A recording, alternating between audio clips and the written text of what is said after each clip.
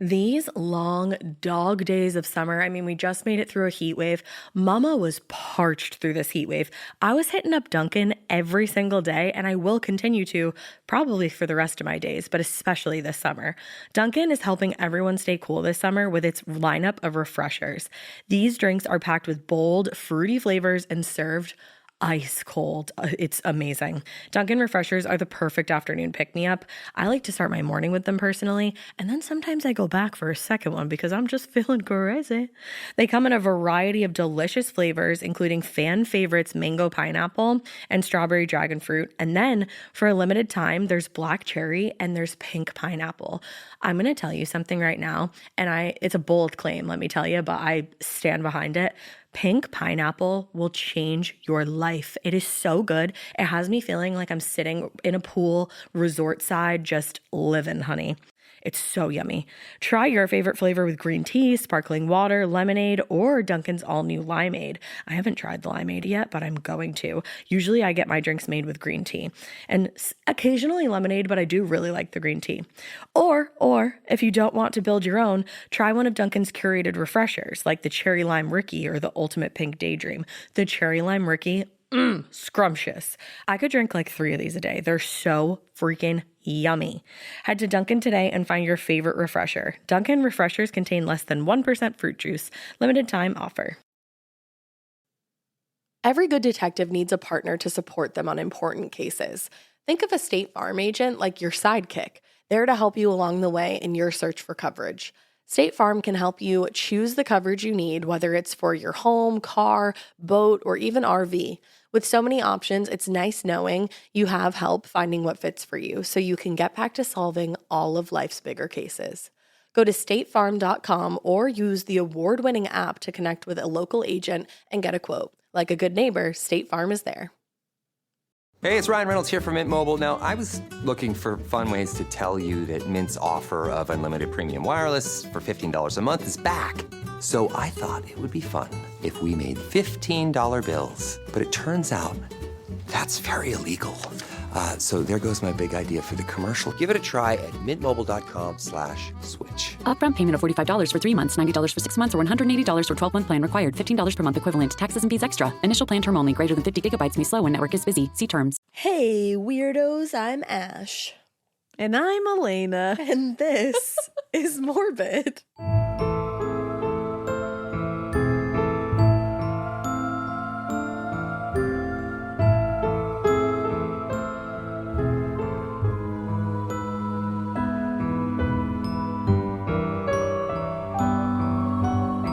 It's funny because you did that last time too. We had to end up re-recording the intro for a second because our fucking computer like pooped its butt.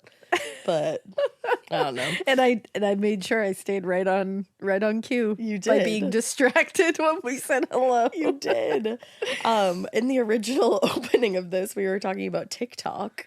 Because I said, right now, Oh yeah. Ash is wearing a sweatshirt with various pickle jars on it, and it's majestic, and I think it's great. I also got you one as well, so that's very exciting. I appreciate that. And I was talking about how wonderful, but also how dangerous the TikTok shop is because I've gotten a pickle sweatshirt.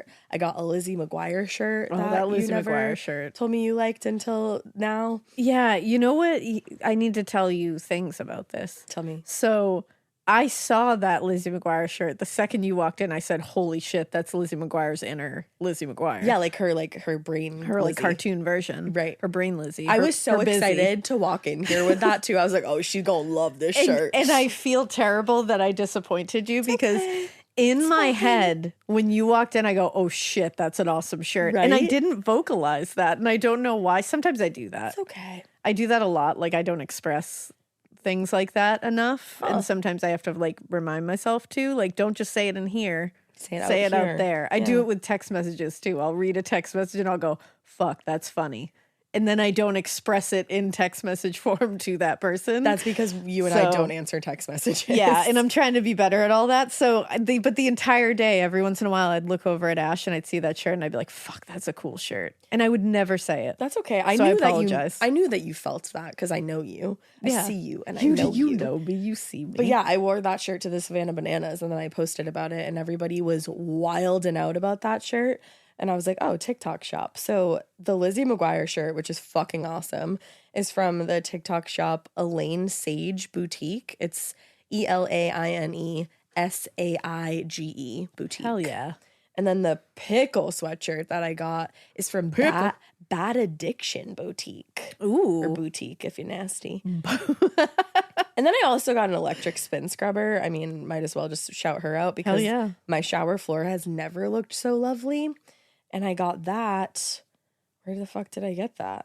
Hold on. Where the fuck did you get that? Well, there's like 55 of them apparently. Where the fuck did you get that? Wait, are these all from the same store? Like live updates with me. Okay, so you're going to have to just decide where you want to get that from because it's not telling me where I got mine from. That's okay. And you can get it from many outlets on TikTok shop. But yeah, I fucking love the TikTok shop. I mean, the TikTok shop is pretty fucking great. And it's like supporting small business. It is. But I still love Etsy in my heart too because I went over to Etsy and bought so much Halloween stuff the other day and so much Disney stuff the other day. Oh, look at you. Yeah, we're talking about a haunted mansion today, and then like while I was like doing this case, I was like, oh, I want to watch the haunted mansion, and I want to go to Disney and ride the haunted mansion. She said, "I want to go to there. I want to go to there." And I also want to go to this place, to this haunted Massachusetts mansion. I didn't even mean to say Massachusetts. Massachusetts. I was going to say mansion, but then my brain was like, tell them where it is. It's in Massachusetts. So yeah, today we're going to talk about the S.K. Pierce Haunted Mansion. I'm very excited about this because we've wanted to go to this mansion and we still want to, and we will at some point. And now this is going to scare me even more. Oh, it is. Me thinks that it's haunted as fuck. I'm pretty sure you can stay the night there if you want to, and I want to. I want to do that. We stayed at Lizzie Borden's house, so... Yeah, I feel, honestly, weirdly, I feel like this one would be less scary, though... Lizzie Borden had a vibe to it that I just think is unmatched, personally. I've never felt that way in a haunted location before. Yeah. I got almost, like, physically ill in one of the rooms. It was heavy as fuck, and and actually, tonight, this is a very good... fuck, yeah! 'Cause tonight... You know, who knows when this comes out, but at this moment, like 3 fucking minutes from now. Get to go to the Conjuring house with John because John bought it for me, like a visit and tour of the Conjuring house for our anniversary. That is the cutest thing ever. I always pester him into telling me like what he's gonna get you for like Christmas and like anniversaries and birthdays and stuff. Yep. And he was like nervous about this. He was like, "Do you think she'll like it?" And I was like, I think she'll fucking love that. I think you're so smart. And he was like, is that like a good anniversary gift? I was like, that is the anniversary gift for your wife. Truly the anniversary gift. We get to go there. We get to have a tour. And then there's a medium coming. There's a 5,000 page waiver that tells you all the terrible shit that can happen to you in this house, which I'm pretty excited to sign. So I don't like that. See, let's go. See, I'm not down to sign a waiver. I'm down to sign because I also think that it's like pretty brilliant marketing. Like it gets you real. I almost said scored. Scared and spookied at the same time, and it went spookied. I'm gonna be real school tonight. I'm gonna be so school, John. I'm gonna be so say that to John. I'll be like, what the fuck are you talking about? I'm gonna be so school tonight. I'll be so school. But I'm very excited about it. I'm excited to be spooky. It's kicking off spooky season. Yes, bitch. And this episode just feels right. Yeah. I also love the differences in our nights. You're going to the Conjuring house and I have a dress fitting. Hell yeah. Me trying on my wedding dress while you're getting like haunted. It's true. All right. But yeah, we're going haunted, bitches. I'm bringing us to a haunted location in Massachusetts, like I said. And we're going to start in the spring of 2009, and then we're going to travel back. Let's start there. Let's start there, kid. So, also, sorry if my voice annoys you. I'm sick, but you'll live. I love you. It's sultry. Wow. Sultry. That was a great response. Literally, she put her eyeballs up to the sky and she said, Yeah, I don't know. So I don't know what that was, but it was great. It was like haunted sexy. Like I said, do sultry, and you went, I don't know. It was a spirit. It was great. Well, in the spring of 2009, Edwin Gonzalez and his girlfriend Lillian Otero, which like also they should be in a Disney movie. I was like, damn those names. Edwin and Lillian, gorgeous names. Oh. But they fled their house in Gardner, Massachusetts after less than a year of living there. Now, when they originally moved into this place, the S.K. Pierce Mansion, they thought that it was their dream house. But once they were safely away from this old Victorian mansion, they told their friends and family what really happened, and it was far from a dream house experience. What happened in Gardner? They had been driven out by angry ghosts who had done everything, including possessing Lillian in order to torment them. And it left them with no other option than to just abandon ship. They were like, we gotta get the fuck out of here. Now, obviously, they didn't know it when they moved in, but their home, the S.K. Pierce Mansion, had long been considered by locals to be haunted. And in its more than 100-year history, the home had seen its probably more than its fair share of tragedies. Several people died there. Somebody actually died as recently as the 1960s. And aside from the deaths, there were countless other unsavory myths and legends about the house. Now, in 2015, Lillian and Edwin sold the Pierce Mansion to a man from New Jersey who runs it now as a haunted attraction.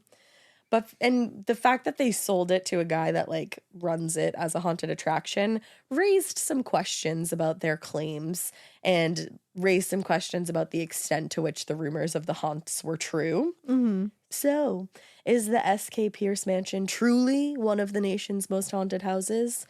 Or is it nothing more than legends and a very clever marketing scheme? To figure it out, we're going back to the beginning. I think it's haunted. It's haunted as fuck. I agree.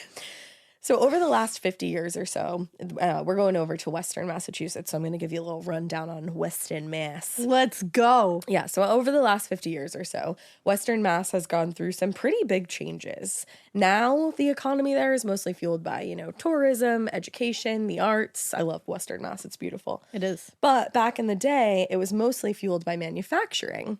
And Western Mass was one of the biggest manufacturing hubs in the Northeast. It was famous for its production of hats, shoes, and furniture. All things I love. Who doesn't love furniture? All things that are good. Yeah. All things that are good. Who doesn't love hats and shoes? Especially if you can drink Baileys out of them. Oh my God, look at her. Pick it up where I left off. But among the cities and towns that make up the area, the small community of Gardner became known in the mid-19th century as Chair City. Chair City. Not their chair, not their problem. I say that literally daily. And so not my Dave. chair, not my problem. Not my chair, not my problem. But it was always Gardner's chair because they're Chair City. Always. At one point, Gardner was home to 12 furniture companies, which was a pretty high number back then, given the fact that the town only had a population of a few thousand people at the time. Damn. So fierce competition if you were in the furniture biz. I would say so. Now, Gardner was settled in the late 18th century, and it quickly became one of Massachusetts' main sources of lumber. And because of that, a pretty robust manufacturing industry was built, and that provided jobs for thousands of young men across the area, including one of Gardner's most famous residents, Sylvester K. Pierce. Oh, he sounds important. I was just going to say, I feel like he was born to be important. Sylvester K. Pierce. And he's from Massachusetts, so I don't know why I keep putting like a weird why not accent on it, but I'm gonna. It's like a little bit of a transatlantic accent that we're throwing in there. The way that I was just thinking that exact thing in my brain. Huh. Crazy. So yeah, he's a pretty important guy. I hope you can see where we're going here, because Sylvester K. Pierce, S.K., LOL. Yeah. LOL.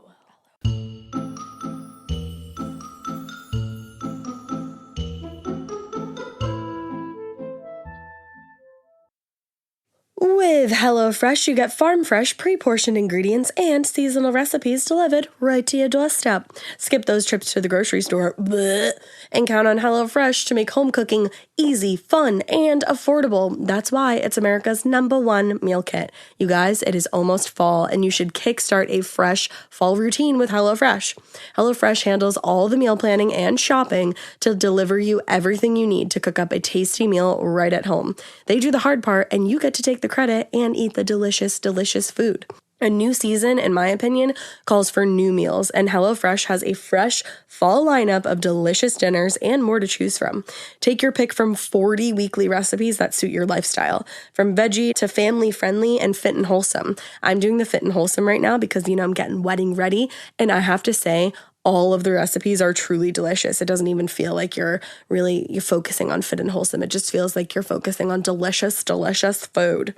So go to HelloFresh.com/50morbid and use code 50morbid for 50% off plus 15% off the next 2 months. Again, that's HelloFresh.com/50morbid and use code 50morbid for 50% off plus 15% off the next 2 months. HelloFresh is America's #1 meal kit. Are you ready for this year's cold and flu season? Listen to my voice. Apparently, I was unprepared, but you shouldn't be, because whether you're looking for savings on your flu vaccine or advice on staying healthy, GoodRx is here to help. Best of all, GoodRx is completely free, one of my favorite words, easy to use, and can help you save up to 80% on all your prescriptions. All you need to do is search for your medication on the GoodRx website or the app and show your GoodRx coupon at the pharmacy. It's that easy. GoodRx is accepted at all the major pharmacies in your neighborhood, including CVS, Kroger, Walgreens, Rite Aid, Vons, Walmart, Sam's Club, and more. And remember, GoodRx works whether you have insurance or not. Even if you do have insurance, GoodRx might beat your copay price. And that has happened to me multiple times. And I'm like, wow, insurance, cool. But GoodRx has my back. Saved me so much money on prescriptions. Drew uses it too. Every single time we go to the pharmacy, we're flashing that GoodRx at them. This cold and flu season, stay prepared with GoodRx. Go to goodrx.com/morbid. That's goodrx.com/morbid. GoodRx is not insurance.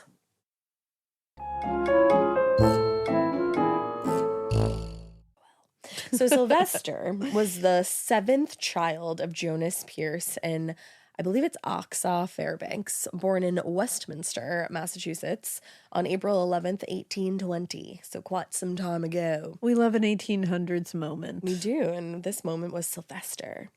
So his life was marked by tragedy, very sadly, at an early age. His father actually died when he was only 3 years old.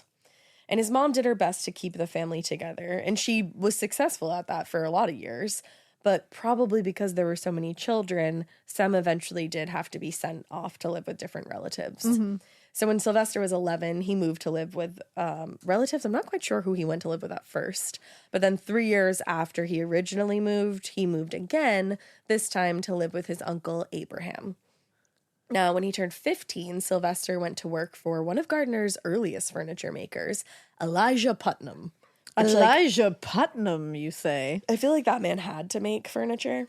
Yeah, I mean, when your last name is Putnam in Massachusetts, it's like, It is we a all little say, sus. I know. He probably was like some kind of descendant or like ancestor of the Putnams. Yeah, one of those. Maybe not, though. Maybe not. Maybe common. We won't slander his name, I guess. No, he's a good furniture maker. So Great, there you go. even. Great. You know what? One might say legendary. Fucking awesome. Truly. One of the earliest. So, but as Putnam's assistant, Sylvester learned the basics of furniture making and the specifics on the budding industry. And then he moved on to work under a man named Joel Fairbanks, another furniture manufacturer in nearby Ashburnham. I've never heard of that. So I don't even know if I'm saying it right, but I'm from Massachusetts, so fuck off. So fuck off! No, he stayed there for a few more years and then eventually found a new job working with Stephen Taylor, you guessed it, furniture maker in South Gardner. Now, after 5 years with Taylor and now 10 years experience in the furniture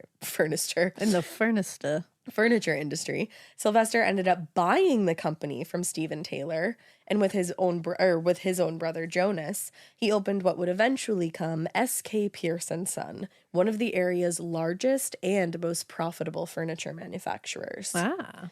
So in 1845, this was the year that Sylvester and Jonas opened their furniture company in Gardner. Sylvester also happened to meet and quickly married 25-year-old Susan Jackson.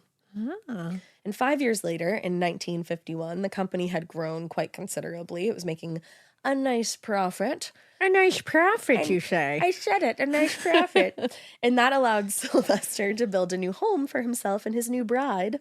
And he built this home across from the factory in Gardner. A few years later, in June of 1856, Susan gave birth to their only child, a boy that they named Frank. Frank.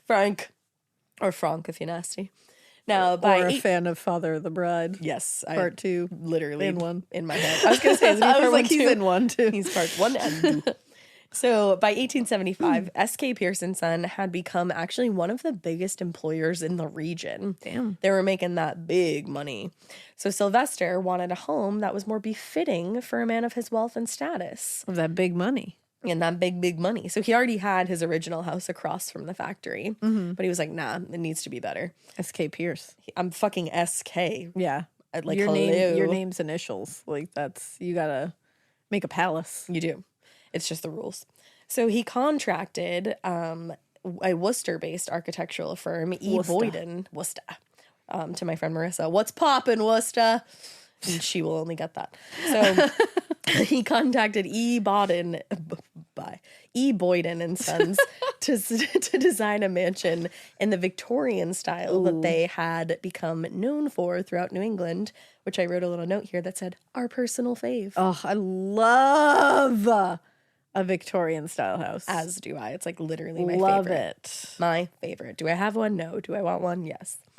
Now, the 3-story mansion located at 4 West Broadway was actually constructed on the site of Pierce's previous home.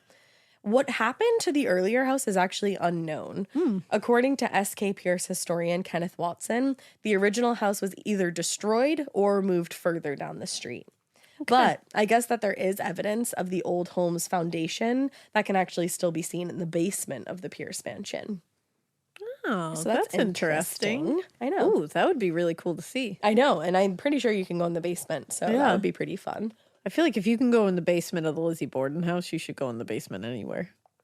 I agree. Wasn't there like some rule where we like weren't supposed to go back in the basement after people left, but I think we did anyway. We definitely went in there in the middle of the night. Yeah. I think we could. They told us we could. They were Right. just like, at your own peril. Yeah, I think they like They were, advised like, against it, just- but we were like, we're going to do that. Because they were like, here's a fucking lantern from the 1800s. So if you want to go down there, by all means. Yeah, we were also there in like a giant storm, which was fucking A monsoon. terrifying. Yeah, Yeah, honestly, that was like truly something. truly. But anyway, back to our guy SK. Let's go, SK. The home took a year to complete, which honestly, that's like not that long, I feel. To make a whole ass home? I don't think so, but And like a mansion. a mansion, You know, in the like- Victorian style. Yeah, I feel like you see like a new place going up lately and it's like 3 years later it's finished. It's true. But anyways, it took a year to complete. And once it was done, it was a gorgeous monument of luxury and wealth. Ooh. Everything I aspire to be myself. You aspire to be a gorgeous monument. monument Of luxury and wealth. Yes, I do. I love that for like you. when I'm old, I want to be a monument of luxury and wealth and gorgeousness. I'm going to make sure that's on your tombstone. Please do, except I'm not going to be buried. She was a gorgeous monument of luxury and wealth. Are you going to do that from beyond the grave? Hell yeah. No, I'm going to live forever. Oh, okay, cool. That's something.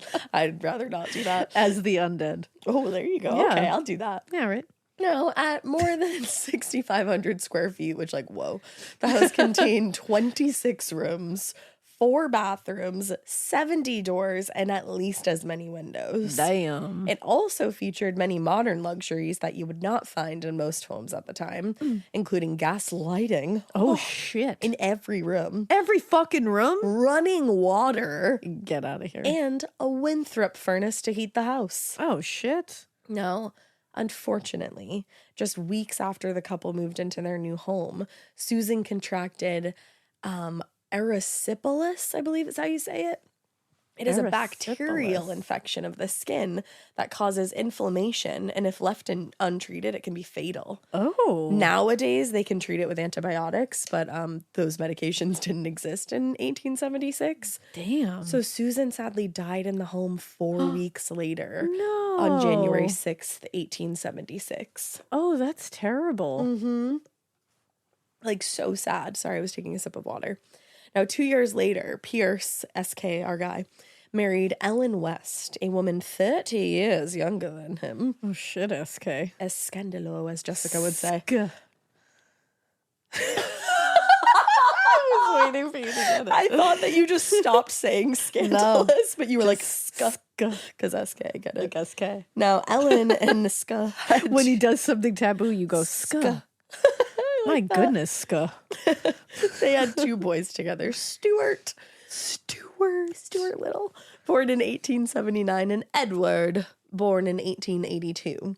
According to legends, the new Mr. and Mrs. Pierce held these super gorge, wonderful, lavish parties. Oh, hell yeah, they did. With guest lists that included the likes of Norman Rockwell, Betty Davis, P.T. Barnum, and even President Calvin Coolidge. Oh, shit. Now, that being said, Ken Walton, the caretaker of the mansion, points out there's no documentation to say for certain whether those rumors are true. But you know who does say that for certain? You. Me. And me. And I wasn't there. Nope, but I know it to be fact. I say it. It It reminds me of Allison's party in Hocus Pocus. Oh, I bet they were all Allison. dressed like that. And I bet someone liked someone else's yabos. 100%. There was great yabos there. In fact, they loved them. I love Halloween. So life in the Pierce mansion continued on being all kinds of fabulous until Sylvester died in the home from natural causes on January 28th, 1888. Ripsk. His funeral was held in the home a few days later on February 2nd, which that always scares me, but it happened. You know? It happened. Oh, yeah. That's for sure. Hey, that's what was happening. It certainly is. So in the months after Sylvester's death, a heated debate, of course, erupted between his wife Ellen and Frank Pierce, his son from his first marriage. Ooh, this is going to get ugly. It always does. As Sylvester's firstborn son, Frank believed that he should have inherited the entire estate, and according to Eric Stanway, was appalled when Ellen took all of the property, including the factory. Ooh, Ellen. Ellen, Come on. That's a Meredith Blake thing to do. It really is. It's giving Meredith, and not in a good way. No. Now, Ellen claimed that Frank was charging her unreasonable service fees as the executor of the estate, and argued that she was, quote, entirely capable of doing all the work herself for much less a sum. Okay. So they were just arguing. Yeah. I mean, that's what happens. Somebody dies and everyone turns into a raging asshole. Yeah, it's pretty awful. It's fun. So the legal battles between Frank and Ellen continued until Ellen actually died in 1902. So they went on the rest of her life. And at that point, the remains of the estate were actually divided up between the 3 Pierce sons, who would also spend years arguing, both in court and amongst themselves. Stuart, Edward, and Frank. Frank, yep. And Frank. I almost said Francis. Yeah. But they would constantly argue over who had the most rights to the mansion. But in the meantime, Frank had taken over the furniture business. Stuart himself had taken an interest in automobiles, and he would actually go on to open his own dealership someday, in 1908 to be exact. And eventually, Ellen and Ska's youngest son, Edward, took control of the Pierce mansion. Oh, wow. However, what should have been a happy occasion, or at least a relief of, ending all these years of arguing, quickly turned into tragedy when Edward's daughter, Rachel, died in the house from a bacterial infection. Oh, no. Now, some sources say that she was 2 years old, and others say she was 5. So either way, she was like a baby. Oh, either way, that's horrific. It is. And her death marked the beginning of a string of tragedies for the Pierce family. Oh. Now, as the U.S. entered World War I, a lot of non-war related industries went through significant decreases in revenue, obviously. And that was only exacerbated then by the Great Depression. So the financial collapse hit the Pierce family really, really hard, especially Edward and his wife. Their fortune was almost completely depleted by back-to-back crises and this economy that they were living through. There were rumors, actually, that in order to make ends meet, they used the house as a brothel for a short time. Oh, damn. In the early decades of the 20th century. And to add to those rumors, some people even claim that a young sex worker was murdered in one of the upstairs rooms, and that her body was hidden in a closet. Oh, shit. Mm-hmm. The brothel claims are among the more popular legends that surround the house, but again, according to Ken Walton, there's no evidence to suggest that it's even remotely true. All right, Ken. I know. Ken's like, no, it's not true. I know you're being real right now. You're telling truth. But you're harshing the vibe. You're just spitting facts, but you're saying there's a chance. You're Yeah, saying there they're is. not, we can't be sure, We could never be sure. But we can't be sure that it wasn't either. That's the thing. That's what I'm hanging on to. But instead, he says, he's letting us know what truly happened. Quote, the address had served as a bed and breakfast until 1951, when it was converted into a boarding house called the Victorian, which remained in business until 1969. That's fun. Yeah. But you know what? I've seen Peaky Blinders. I am currently finishing it after taking a break because it was really intense. I don't know where this leads. And it's the same kind of time period going on. And even when they say something's a bed and breakfast, shit was going down back then. There's beds. Everybody was doing shady shit back then. Of course they were. And even if it Peaky wasn't, Blinders taught me anything. and even if it wasn't like a legit brothel, like, yeah, it's a bed and breakfast. You don't know what's going on behind closed Shit's doors. going down. Yeah, I mean, hopefully nobody was murdered and stuck in a closet. I'm not hoping for that. Exactly. But I also, Ken's just doing his job. Yeah, he's doing his job. He's telling us what he knows. Exactly. And he can't say what he doesn't know, and I understand that. We get it, Ken. So you know what? We're with you, Ken. We love you. We stand with you. We do. We love Ken. But tragedy would strike again in 1963 when the fifth and final documented death to occur in the Pierce Mansion took place. Damn. According to the legend, a 49-year-old World War II veteran, Eno Sari, had been in bed on the evening of April 9th when his mattress, quote, mysteriously caught fire, causing him to burn to death in the blaze. Oh. Now, many residents of Gardner still to this day actually blame his death on spontaneous combustion or some kind of paranormal activity. But I will say, I'm pulling a Ken here. The coroner's report notes non-life-threatening burns, which could likely have come from him falling asleep while smoking in bed. And the coroner did attribute his cause of death to smoke inhalation. Okay. But regardless of the cause, multiple visitors to the house in the months and years after Sari's death have reported catching, quote, a fleeting sense of something burning in his former bedroom. Ooh. And some people also report a feeling of being in the presence of an unknown entity in the room. Ooh. So that room is like a hot spot for some paranormal activity no matter what. I want to go to this place so fucking bad. We're right going. now. I want to go during like October. Well, I'm going to be a little busy, but I want to. Why? What are you talking about? You don't have time for a ska? Let's go to ska. Let's go. So according to legend, 2 years after Sari's death, Edward, who was now financially desperate, actually put the mansion up as a wager in a poker game. Oh, no. That he ultimately lost. Oh, no. And he was forced to sign over the deed to the winner. And he's the youngest, He right? is the youngest, yeah. Was Frank out here in these streets being like... It doesn't even make any sense! How did you just have that I'm queued the up? eldest boy! Is he out there doing that? I'm the eldest boy! And then he spits. Were you just waiting for that? How long have you had that queued up? Yes. Yes, I was. The answer is yes. I queued it up. I am the eldest I queued boy. it up long ago. I'm obsessed with you. Also, Succession forever. That's what Frank was doing here. I think Frank might have been dead at this point. From beyond. But from beyond. He was saying. Because when Kendall goes to his grave, he's going to be spitting that shit. Well, and Frank was saying that before he died. That, like, why is this even a question? I'm the eldest boy! He had spits. And he spit. And I mean... like, that was a big fucking thing back then. Like, the fact that Kendall pulled that out of his asshole is pretty ridiculous. That is one of the funniest scenes I've ever seen in my life. It made me squirm in a horrible way. Such a good show. I was like, you are so yucky. But honestly, back then, it was... like, the eldest boy. Yeah. That was some big shit. Yeah.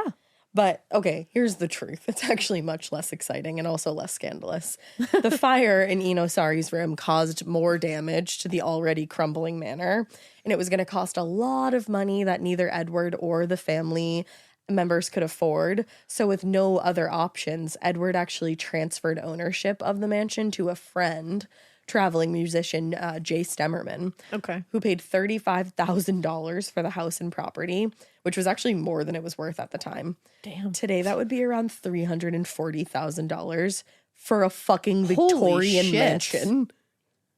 Damn. Like, that's a steal. Yeah. Also fucking That's stupid. highway robbery. It is. But apparently it was more than it was worth because of all the damage done to the property. And the sale actually marked the first time in history that the home would be owned by somebody outside of the Pierce family. Oh, no. Since its construction almost a century earlier. Wow. That's why Frank was 100% dead. That's why Frank was also being like, I'm the I'm eldest the boy. eldest What is boy. happening? And then Shiv was just like laughing in the corner. Yeah. But Stemmerman had actually he's a fucking good friend. He only purchased the home in order to help Edward out of a desperate situation. And Edward actually kept living in the mansion with his wife until he died in 1967. Damn. That's a friend. That's a friend because on paper, somebody outside of the family owned the home, but always, like for over a century, in control. it was in family control. All right. But after Edward died, that was the end of it, really. Because in the years that followed, the Pierce mansion sat empty and slipped further and further into a state of disrepair. No. Until it was finally slated to be demolished in 1996. They were going to tear this place down. What the But fuck? luckily, the old Victorian was spared in 2000. Oh, wow. When it was purchased by Suzanne and Mark, I believe it's Vaux. It's Veau, but when I looked it up, it said Vaux. They bought it for $155,000, which was about $30,000 less than the average home price at the time. Damn. And they got in a mansion, but also they're getting like a decrepit mansion, so you could see why it's a fixer-upper. Yeah. So the couple had purchased the home with the intention of actually restoring it to its former glory, but they quickly learned that getting into that and kind of like refurbishing it was going to be way more difficult than they had originally anticipated. Because in addition to the damage sustained by the fire and just straight up neglect over the previous 40 years, and on top of that, most of the home's luxurious decorations and furnishings had been stripped.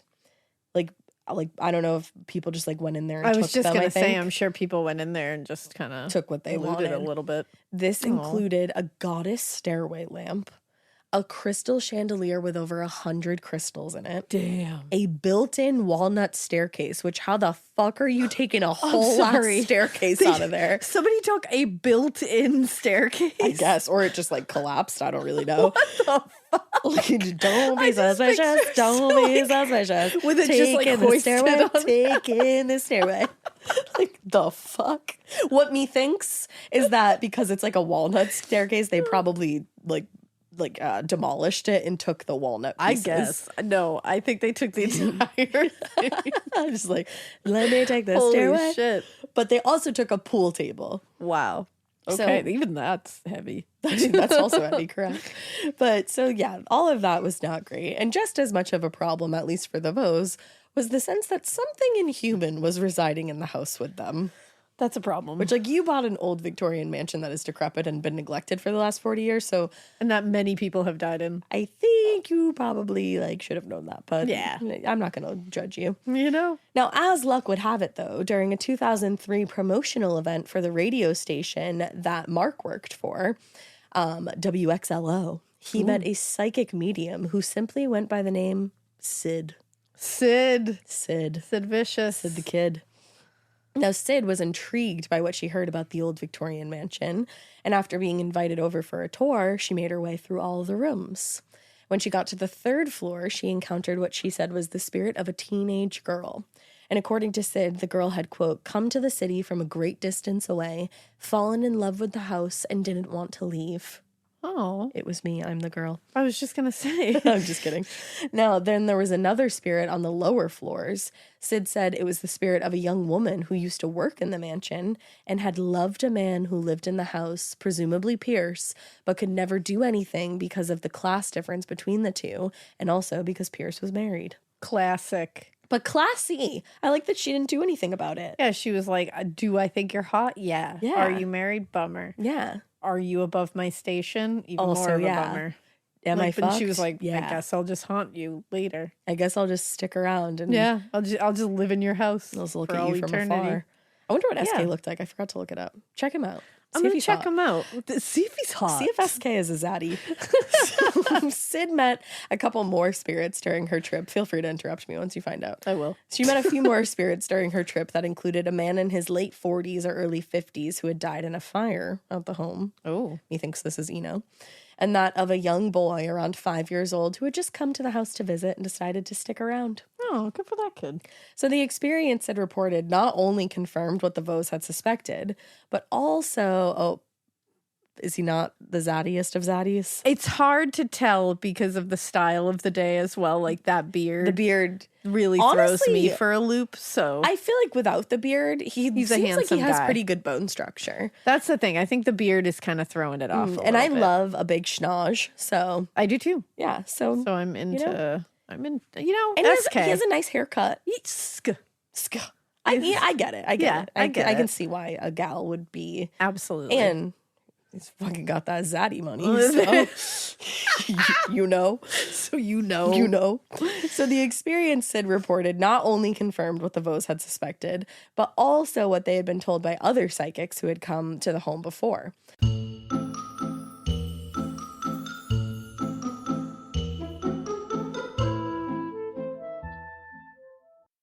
This episode is brought to you by SoFi, the all-in-one finance app where you can bank, borrow, and invest all in one place. Let's talk about bank accounts for a second. The average bank savings rate is 0.39% in interest. You're earning pennies on your savings, and it doesn't have to be that way. But with SoFi's high-yield checkings and savings, the money barely making moves sitting in your savings account can earn over 8 times the national average savings rate with eligible direct deposit. No account or overdraft fees. We love transparency. You can get your paycheck up to 2 days early, plus get up to a $300 welcome bonus when you sign up with eligible direct deposit. Sign up for SoFi checking and savings at SoFi.com/morbid. SoFi checking and savings is offered through SoFi Bank, N.A., member FDIC. Terms apply. Chilling crime cases are mysterious, but finding coverage shouldn't be. With the State Farm Personal Price Plan, you have options and can personalize your plan to help create an affordable price so you can get back to cracking all of life's bigger cases. Talk to a State Farm agent today to learn how you can choose to bundle and save with the Personal Price Plan. Like a good neighbor, State Farm is there. Head to statefarm.com to get a quote. Prices are based on rating plans that vary by state. Coverage options are selected by the customer. Availability, amount of discounts and savings, and eligibility vary by state.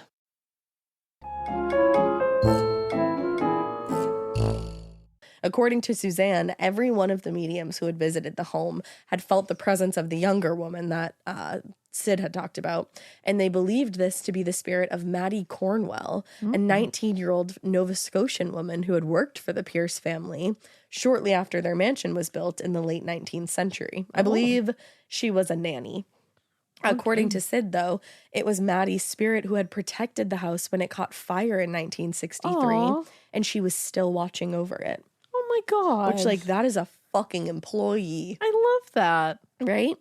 3 years later, the Vos welcomed a second set of paranormal investigators into the home, this time the Atlantic Paranormal Society, which you might also know as TAPS. Hell yeah. And you might also know them from the show Ghost Hunters. I fucked so hard with Ghost Adventures. So heavy. Or Ghost Hunters. Ghost Hunters and Ghost Adventures. And Ghost both. Adventures. But Taps. Taps was my shit. Yeah, JP also loves Taps. Oh my God, we used to watch that all the time. Truly.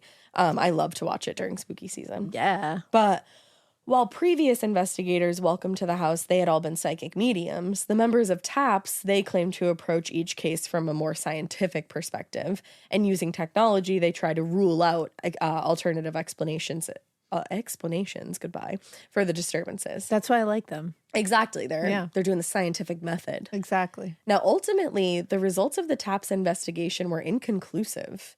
But the team was still pretty impressed with the Vos' attitude toward their very potentially haunted home. Yeah. TAPS founder Grant Wilson said, Grant. Grant, yeah, we love Grant. Yeah. Grant Wilson.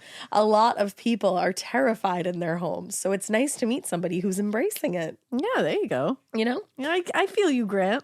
Yeah. Yeah. Grant Wilson for the win. Grant. Grant Wilson. Grant. Okay, I was going to go further, but then you stopped. I never know when to stop. Now, the Vos were definitely enthusiastic about growing the haunted reputation of the home. So they started giving guided tours, and they eventually even opened a gift shop in the house. Wow. Now, whether or not the Vos had bigger ambitions for the Pierce Mansion, like, making it a legit haunted attraction, is unclear. But if they did have plans for something more formal, those plans were abandoned in the summer of 2007, when, I don't know why, but they decided to move out of the house and put it on the market at $375,000. Wow, in 2007. Yeah, I know. Damn. Which I feel like, what do you think? That's a fucking huge house. That's the thing, $375,000. And it's like historical, it feels like. I mean, so it's like, absolutely. It's super. I mean, he that's worked for one of the wild. biggest furniture companies and then made one of the biggest furniture companies. So it's super Yeah. historical. I wonder if the But Historical then- Society didn't recognize it yet at that point or something. probably, well, and and then also they bought it for like nothing. Yeah, and then they So it's like that's a big markup. that's true. But they had done a lot to Of course, it to yeah, they've add put a back lot of to money it. into it. So that makes sense why the markup was so high. Yeah. Now, Suzanne and Mark Vo had really leaned into the haunted aspect of their home, and that built quite the reputation around the Pierce Mansion. Even though they had done a lot of beautiful renovations to the property, word had gotten around about the hauntings, and so no one was really willing to pay that much for a super haunted house. Ah. So it seems like the Vos may have done themselves a little bit of a disservice by being so open about their discoveries. Oops. So the house sat on the market with minimal interest from buyers for over a year. Wow. And the asking price reduced dramatically, not once, but 3 times before any buyers expressed serious interest in the mansion. It's so funny to see. Like, that house is gorgeous. Oh, it's fucking beautiful. fucking huge, and it's a historical Victorian mansion. I love it. For $375,000. And if you're in the market for a home at that price point, that would be a fucking dream. Literally. But that we still, like, that's why when people are like, I don't believe in ghosts, I'm like, I don't know. I think we all do, because none of you were buying that house. That's the For thing. no one to bite at that just because it might be haunted. You know what's funny? That's wild. I was going to be like, well, would you buy it? But I know the answer. You definitely. Yeah, hell yeah. Would you, though, with kids, buy a haunted With kids, home? probably not. That's so that's the a thing. good point. That's the thing. I'd put myself through it. I wouldn't put my kids through. I don't Just in case they were scary. I don't want scary. Yeah, or dangerous or anything like that. I'm willing to put myself through whatever, but This home is beautiful, and if I had the money to pay for it, I would like to think that I would buy it, but I actually don't know if I would buy a haunted Yeah. house, like if I knew it was haunted. I don't know. yeah. I mean, I guess I'm out because I have kids. Yeah, exactly. So, but Well- if it was just me and John, but it's like if we were going into it being like we want to start a family, I wouldn't start a family in a haunted house that I yeah. knew was potentially haunted. Yeah, exactly. I guess. Yeah, I don't know. That's a tough thing because you're like, oh my God, $375,000 for a fucking 20 however many bedroom house or Yeah. room house. Well, and it tells you how deep your belief in ghosts really is or isn't. Oh, totally. And I mean, in Massachusetts, come on, if you don't believe in ghosts, what's wrong with you? It's true. Oh, what the fuck is wrong with you? You listen and what's wrong with you? I'm just kidding. I love you. I said that so interestingly. I was like, I did. love you. I love you. Gotta go. You made me cough. Don't copy me. So when Edwin Gonzalez, I'm just kidding. You are copying me. That's because you got me sick. You stole my cold. Okay. Yeah, I did that intentionally. So when Edwin Gonzalez and his girlfriend Lillian saw the Pierce Mansion online, it seemed like the perfect opportunity to fulfill their dream. Edwin said, Lillian has always wanted to own a Victorian house. Me too. We were coming in from Boston. At the time, I had the opportunity to work from home for the first time, so we had the luxury of living wherever we wanted in Massachusetts. Damn. Which, like, what a fucking luxury. Yeah, that's awesome. Massachusetts has so many beautiful, Oh my God, yeah. quaint and historical towns. Yep. Love Massachusetts. I'm never leaving. I fucking love I Massachusetts. fuck so heavy with Massachusetts. Hell yeah, I'm a Massachusetts. Hell yeah. So by the time they found the listing for the mansion in 2008, the price had dropped even more considerably. First from $375K to $225K. Whoa. Then from a second time from $225K to $180K. What? Which seemed like a fucking steal for a grandiose suburban mansion. Yeah. Edwin later recalled, well, we were shocked at the price, which was significantly lower than what we would have paid in Boston. Yeah. You should be able to buy like a billion different things in Boston for that, but you would literally be able to buy like a closet Legit. in Like, Boston. You'd be able to I think rent. you would literally be able to buy a closet. Like, you'd be able to rent a studio apartment, potentially. Maybe. Or, like, you could Potentially. have, like, the corner of a Yeah, studio apartment. exactly. But he said, I immediately called the realtor and told her I was interested in the property at number 4 West Broadway. There was some hesitation on the other end of the line, so I repeated the address. I thought that somewhat odd and assumed there must be some structural issues with the place. But there was more than that. So a few days later, Edwin and Lillian drove out to Gardner, and they immediately fell in love with the SK Pierce mansion. Me too. Same. But as much as they loved the house, Edwin couldn't help but feel like there was something strange about it. He later said, as I toured the house, I remember that in certain rooms I had different emotions. Certain rooms I felt very comfortable in. In other rooms, I had a bad feeling. I was very nauseous, and I thought maybe it was something I'd eaten. So he brushed the feeling off, knowing how much Lillian had already fallen in love with the house, which, like, great man. That is a nice man. And so they decided to put in an offer, which was quickly accepted. Yeah, I bet it was. Because it also had been on the market for how long Yeah. at that point. And it was 2008, so, like, not the best time to buy a house. Now, by January 2009, Edwin and Lillian had closed on their property, completely moved into their new home, and the strange occurrences began pretty much immediately. Just a few weeks later, well, this one fucked me up. Just a few weeks later, they were meeting with a neighbor, and the man asked Edwin if the couple had any children. And when Edwin was like, no, we don't have kids, the man was like, wait, what? Like, you don't have any kids? Like, who was the kid I saw earlier in your house today? Oh. And Edwin was like, what do you mean? And the man said he'd seen a young boy about 5 or 6 years old looking out one of the windows on the 3rd floor.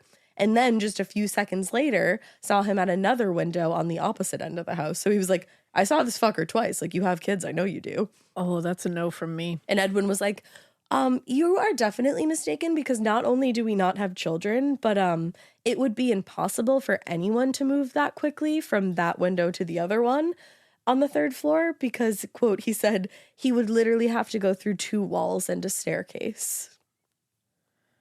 So you're saying it's possible. You got yourself a ghost, boy. Yeah, You that's a got ghost yourself child, a my ghost. friend. Oof. Scary.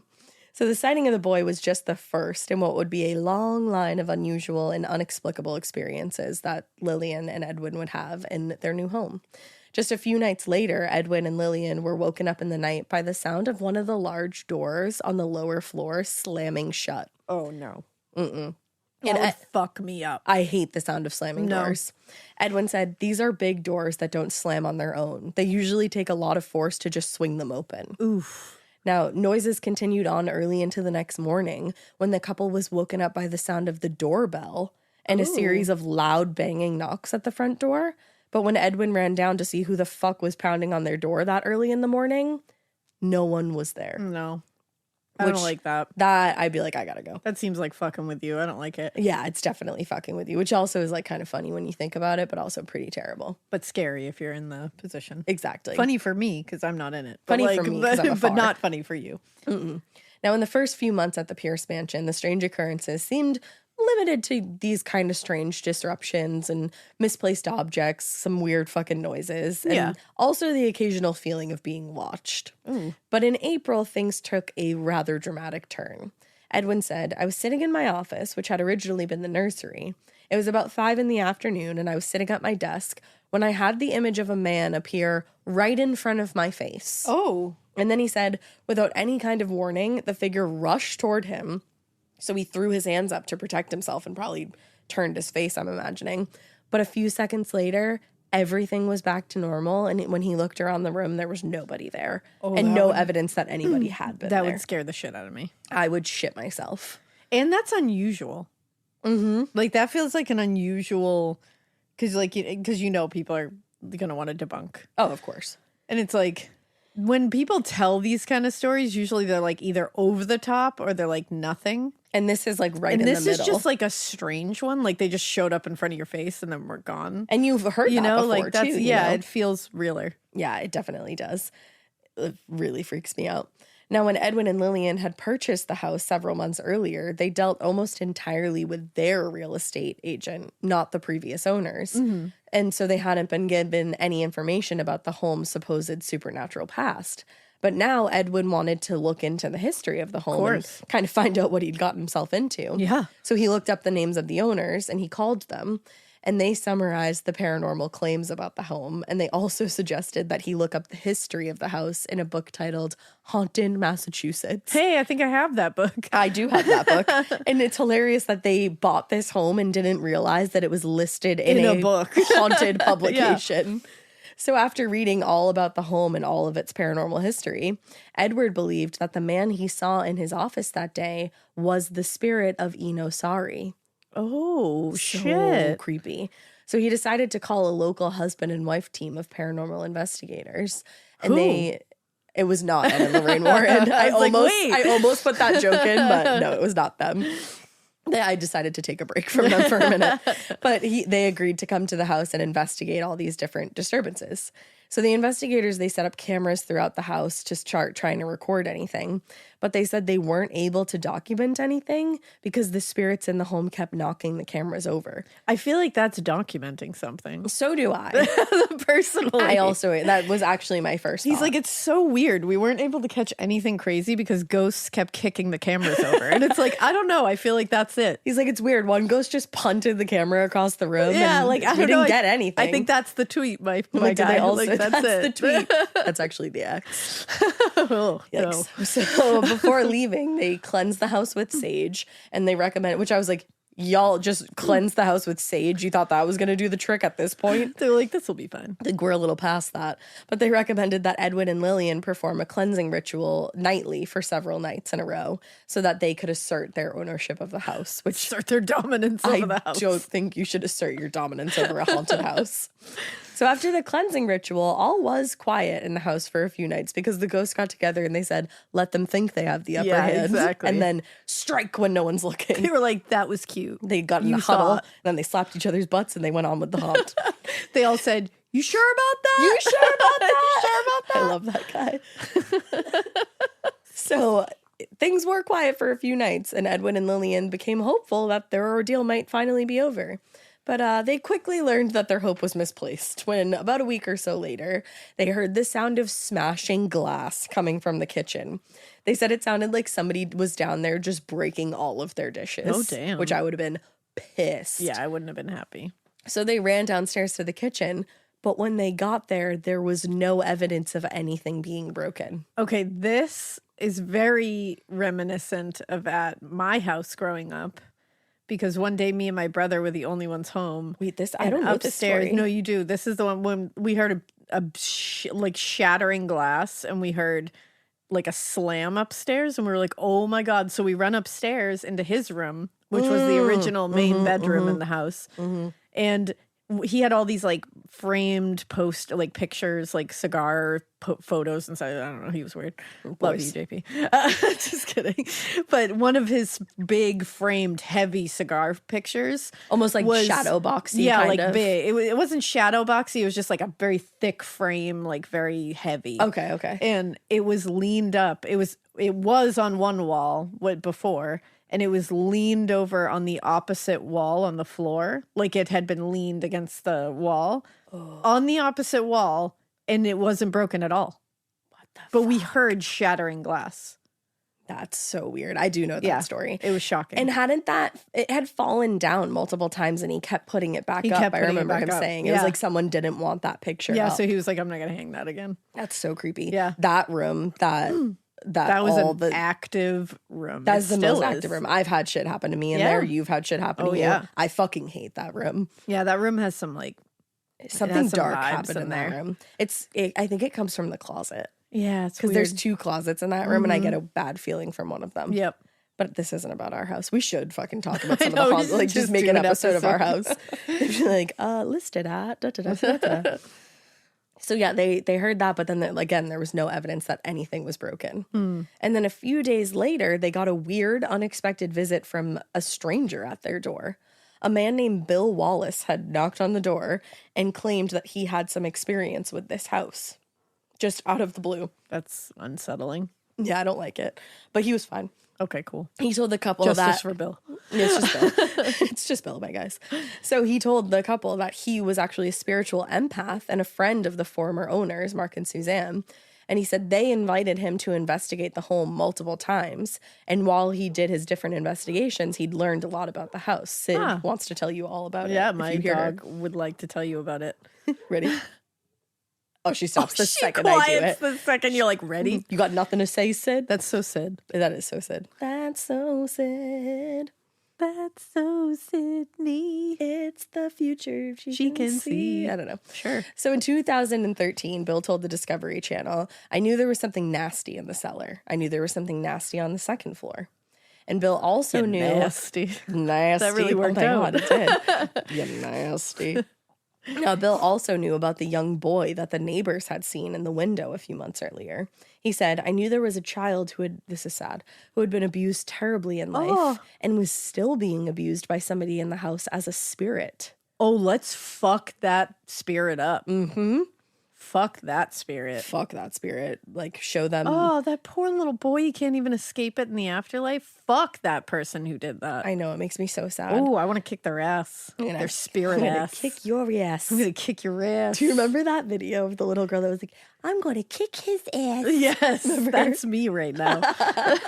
He said he's going to kick my ass. He's going to kick my ass. I loved that video. That's me right now. I'm like, I'm going to kick his ass. I don't want him to kick my ass, but I'm going to kick his ass. Oh, man.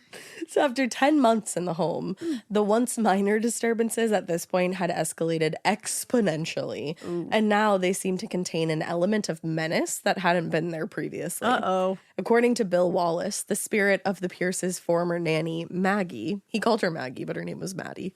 Close. But Bill said that Maddie had been trying to protect Edwin and Lillian from the others. He referred to them as the others in the house. But there was only so much that she could do to prevent a more serious situation. Damn. But out of options and now very concerned for their own safety, Edwin and Lillian decided to hold kind of a paranormal open house, thinking that this would solve their problems. Okay. These are choices. Their choices.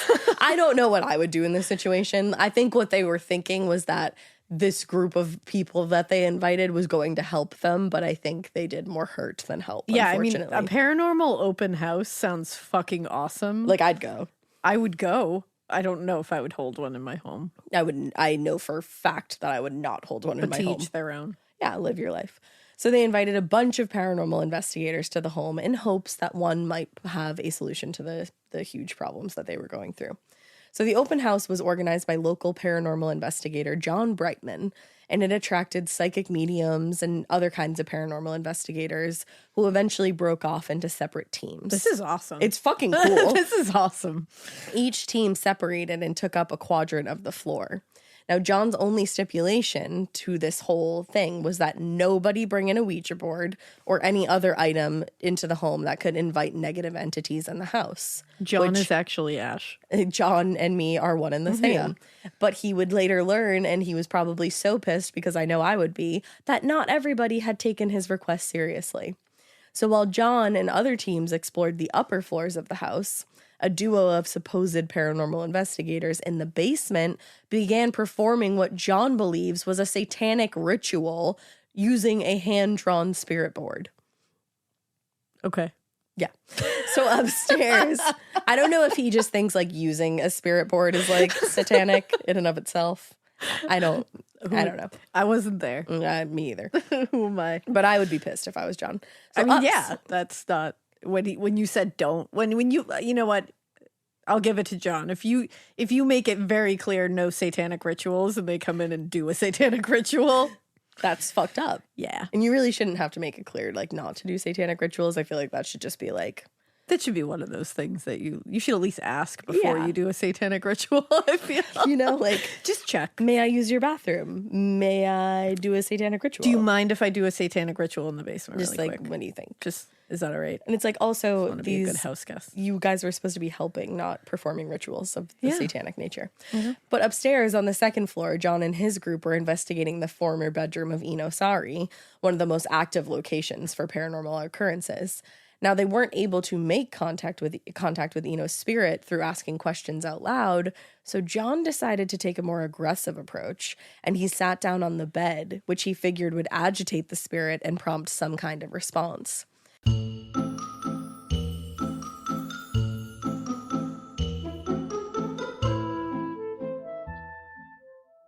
Do you remember in school when you just knew that your teacher had a favorite of everything? They would always use the same blue dry erase marker when they wrote on the board, or they would talk nonstop about their favorite element during science. I had a teacher once that literally had a favorite brand of marker. She would only write with specific markers, and if another marker ended up in her classroom, she was TO'd. And honestly, I was probably her favorite student because at the end of the year, I got her that specific brand of marker. Let's talk about their real favorite thing, though. Their favorite tissue brand. Kleenex.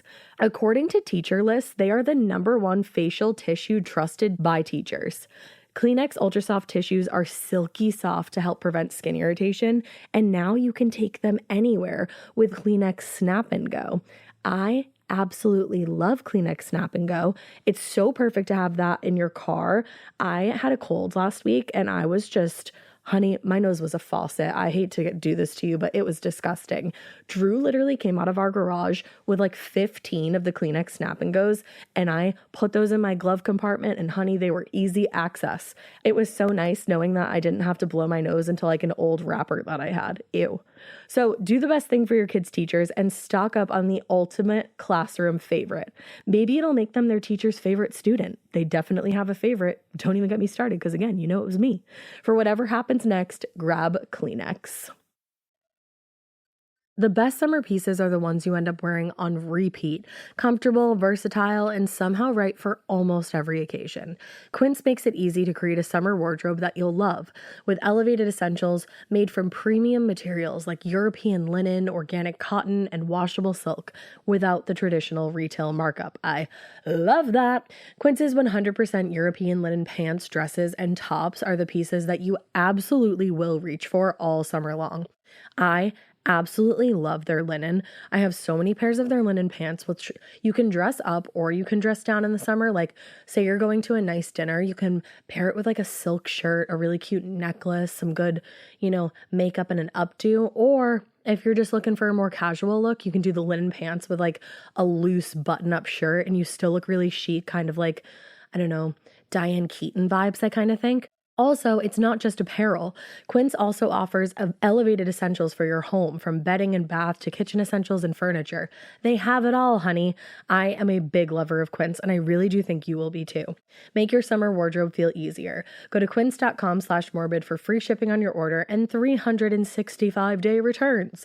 Now available in Canada too. That's QUINCE.com/morbid for free shipping and 365-day returns. Quince.com/morbid.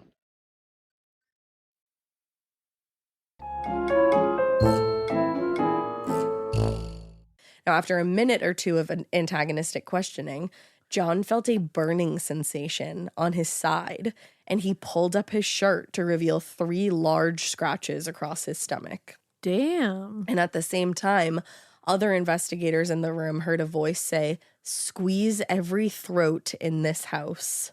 Whoa, that is chilling as fuck. Like, that escalated so quickly. Holy shit. Squeeze every throat in this house. Damn. How fun. Like, that, I need to take a deep breath. That's chilling. That is chilling. Squeeze every throat in this house. Mm-hmm. That was definitely the person abusing somebody in this house. Oh, yeah. Oh, fuck. So this experience sent John fleeing the room into the hallway, where he claims he was assaulted again, this time by an unseen fist. Damn. Yeah. He later recalled, "In 10 years, the most I've had happen to me is maybe the tug of a shirt or a door slam on me. Hear a voice, that's normal occurrences. But to be physically attacked like this and then have something touch you the way it did, it's scary." Yeah. Which, like, I speak from experience because I got poked on the USS Salem when we went with our boys, Sam and Colby. And that was scary. Yeah. Like, that poke I felt on my body for the rest of the night. Yeah. So to be scratched by a spirit and like punched, it sounds like. A ghosty blew in my ear. Yeah, I didn't like that either. That wasn't awesome. And then they chased us out of a room. That was also scary. That also was not awesome. Yeah, you can go watch the video on Sam and Colby's channel or the Explore page.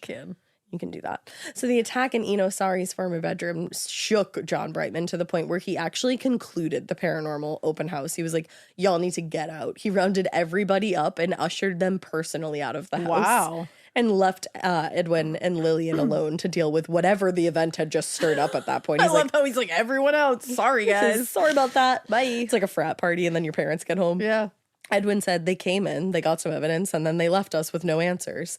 That's when I realized the groups weren't trying to help us out. They were just trying to conjure up as much action as they can. Damn. It's like, that's shitty. Yeah, that sucks. So in the days that followed the paranormal investigation, things shockingly seemed to get worse in the house. I don't know why. Wow, I wonder why. And things especially seemed to get worse surrounding Lillian. Edwin told reporters, one night Lillian went down into the basement, apparently sleepwalking, and began digging in the cellar. A lot of people pick up something negative, very negative in the cellar. There are shadows and the sound of children laughing down in the cistern. Ooh. Now, during one of her sleepwalking events, Edwin claimed that Lillian was digging through the ashes and the remnants of an old kiln in the basement. The fuck? And she discovered a scrap of an early 20th century newspaper article about several children who had drowned on the property. Shut up. Now, eventually, he and Lillian came to believe that the drowning was the reason for the presence of the spirit of the young boy on the second and third floors. And actually, this wasn't the first time that Edwin had heard about drownings on the property. Others had informed him of the supposed death of a young girl who drowned in a pond behind the mansion in the early 1900s.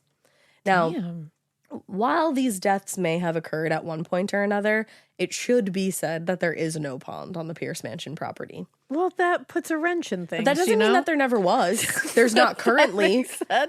That makes me think twice. That makes you think twice. But maybe there was. And then Maybe somebody there drowned was. there and they filled it up. We don't know. Maybe. And actually, unfortunately, there are multiple bodies of water in Gardner, but none are close enough to the mansion that the drowning deaths would be even remotely related to activity in the house. I have to give you both sides. So I was literally, I don't know if Mikey just saw, I immediately started Googling. I was like, drownings, like going for it. And then you were like, there's no body of water on the property. And I was like, wah, wah. yeah. Yeah. People can drown outside of a lake, though. Somebody could drown in a bathtub. Someone true. can dry drown. Somebody can drown in a bathtub. Dry drowning is kind of like but somebody can drown in a bathtub. Okay. That is for sure. That's definite. Or they could drown in a man-made pond. Yeah. You know? You Maybe know. there was a little frog pond on the Maybe. property that was filled in. We don't know. I don't know. I wasn't there. You don't know. You don't know. Nobody knows. But either way, Edwin was growing more and more concerned about Lillian because she was sleepwalking a lot and being kind of strange. I do, however, sorry to interrupt you. I do, however, wonder, because Edwin said she found scraps of a newspaper that listed In a these kiln. drownings. Yeah. Like, does Edwin have that newspaper?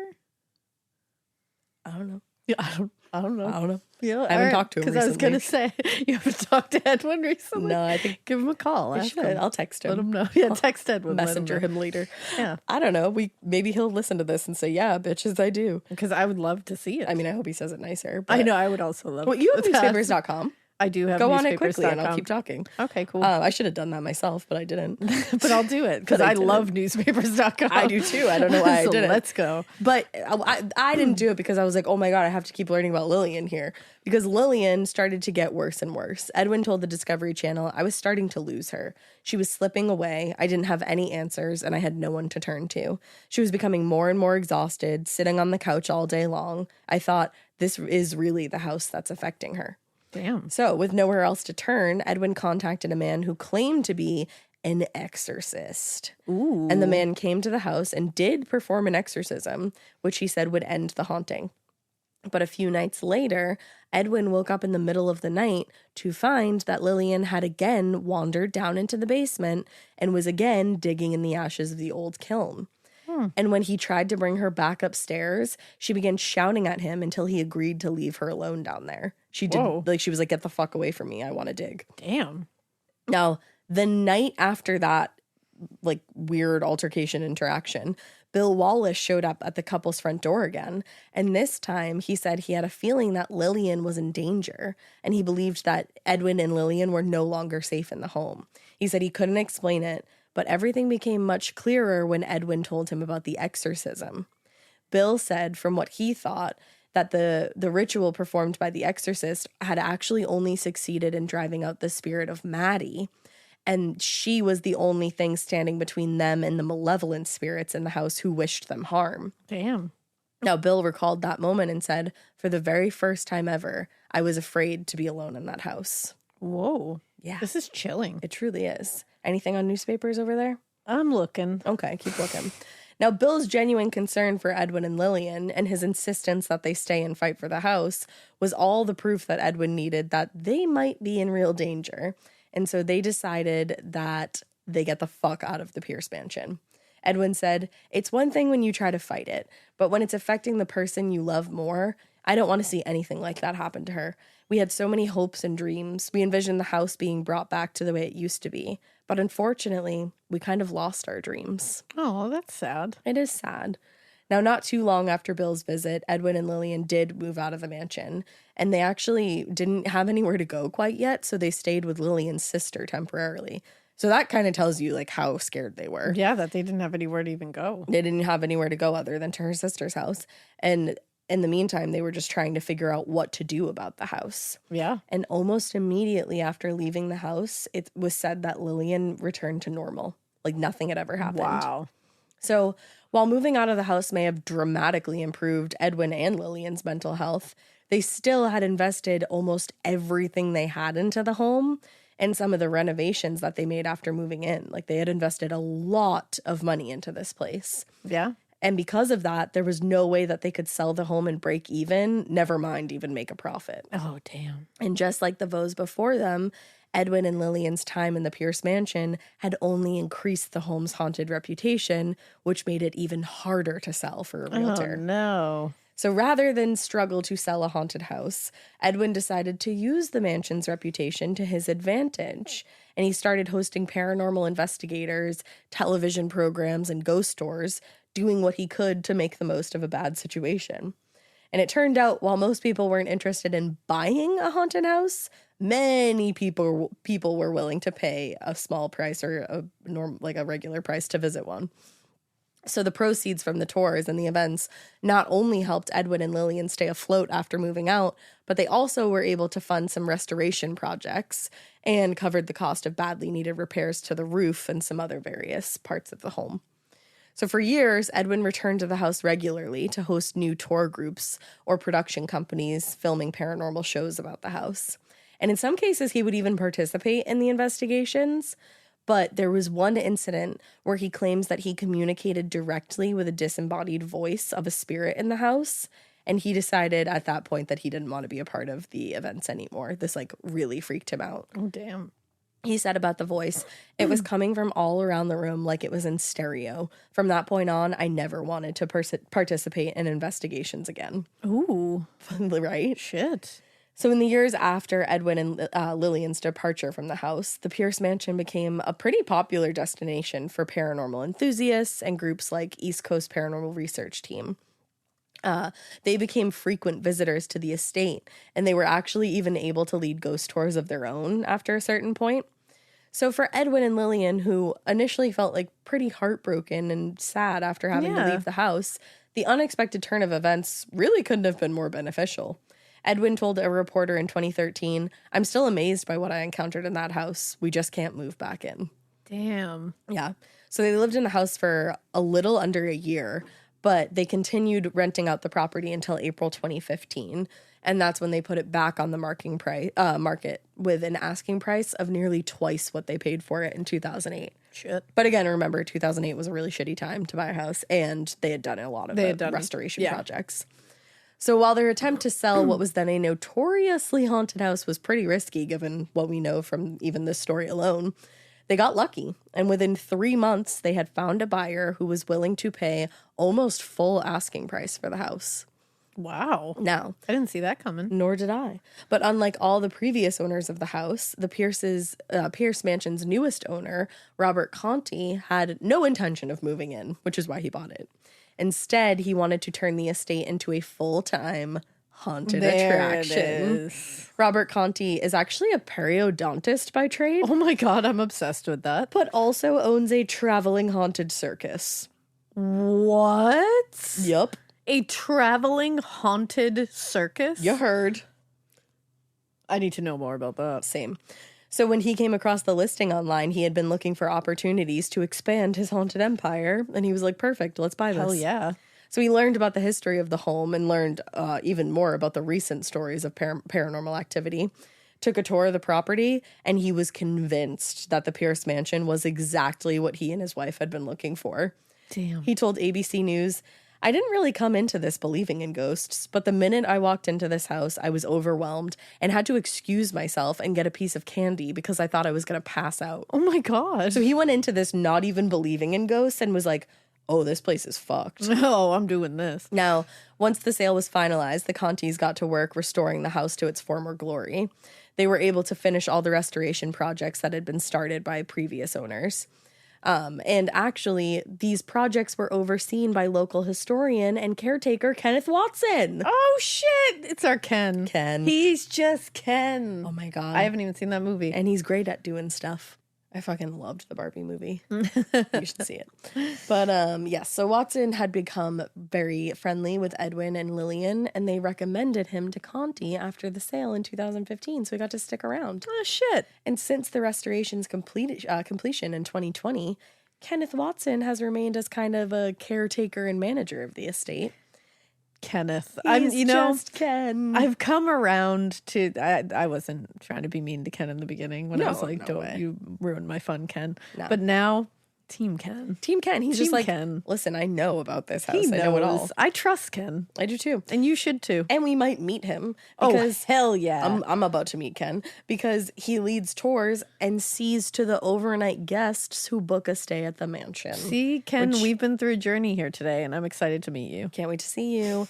And within a year, there were more than 3,000 people on the waiting list to stay at the house overnight. Well, shit. So we should get on that list. I was like, okay, maybe I won't see you soon. Excuse me. I wonder if there still is a waiting list. Yeah. I would assume there could be. Ramley. It's pretty popular location. Now, COVID, womp, womp, womp, of Womp course, womp. it interrupted business for a bit, but they are back in business, and business has been strong at the newly renovated and fully operational SK Pierce Mansion. Hell yeah. And when the call went out for applications, actually, for like a number of different positions at the house, Conti and his team got hundreds of applications and actually had to turn most of them away. Holy shit. Quote, when all available job interview slots were filled within hours. Holy shit. Look at Massachusetts being spooky as fuck. Hell yeah, they were like, we are not going to buy this house, but we will work But I there. will work there. Dream job. Fuck yeah. Now, these days, customers can book everything from tours and events to overnight or extended stays at the fully restored mansion. But the owners are quick to remind any interested parties of one crucial fact. Quote, this attraction is not for the faint of heart. I love it. And that is the SK Pierce Mansion. Holy shit, what a tale. It's a fun tale, and thank you to Dave for looking into it for me. Regardless of what actually happened there, some people died in that house. And some fuck shit went down And there some either fuck way. shit went down. I mean, if, for all those paranormal investigators to be like, yeah, fuck that. We're out. Yeah, Like, I trust my Massachusetts paranormal investigators, okay? So if they're saying fuck that shit, then fuck that shit. fuck that shit. But I'm going to go there. I can't wait to go there. We should see if there's still a wait list. We absolutely should. I'm gonna actually go look into that now. So we hope you keep listening. And we hope you Keep it But weird. it's weird that you don't get your ass on the wait list to the SK Pierce Mansion, because what the fuck are you doing if you're not going to the SK Pierce Mansion? I'll see you there. Love you. Bye. Get with it.